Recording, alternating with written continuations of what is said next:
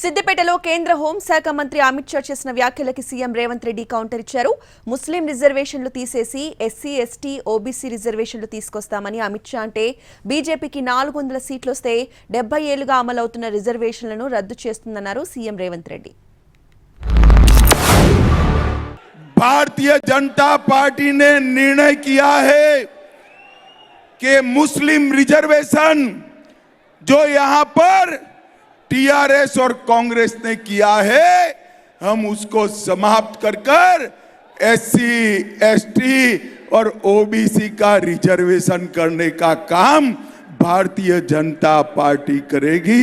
ये हमने तय किया है. नरेंद्र मोदी ఒక మాట చెప్తున్నాడు. ఇయాల సిద్దిపేటలో అమిత్ షా మాట్లాడిండు. నిన్న నరేంద్ర మోడీ మధ్యప్రదేశ్లో మాట్లాడిండు రిజర్వేషన్లు రద్దు చేస్తామని. ఎందుకు బీజేపీ వాళ్ళు 400 సీట్లు కావాలంటున్నారు? 400 సీట్లు వస్తే పార్లమెంట్లో రెండింతల మెజారిటీ వస్తే కాంగ్రెస్ పార్టీ ఇచ్చిన ఎస్సీ, ఎస్టీ రిజర్వేషన్లు, ఓబీసీ మైనారిటీ రిజర్వేషన్లను ఇవాళ రిజర్వేషన్లను రద్దు చేయాలన్న ఆలోచనతోటి ఈరోజు బీజేపీ కుట్ర చేస్తున్నది. ఈ ఎన్నికలు కేంద్రంలో ప్రభుత్వం ఏర్పాటు చేయడానికి కాదు, ఈ ఎన్నికలు 70 సంవత్సరాలు అమలు చేసిన రిజర్వేషన్లను రద్దు చేయాలని భారతీయ జనతా పార్టీ కంకణం కట్టుకొని ఈరోజు ఆ ప్రయత్నం చేస్తుంది.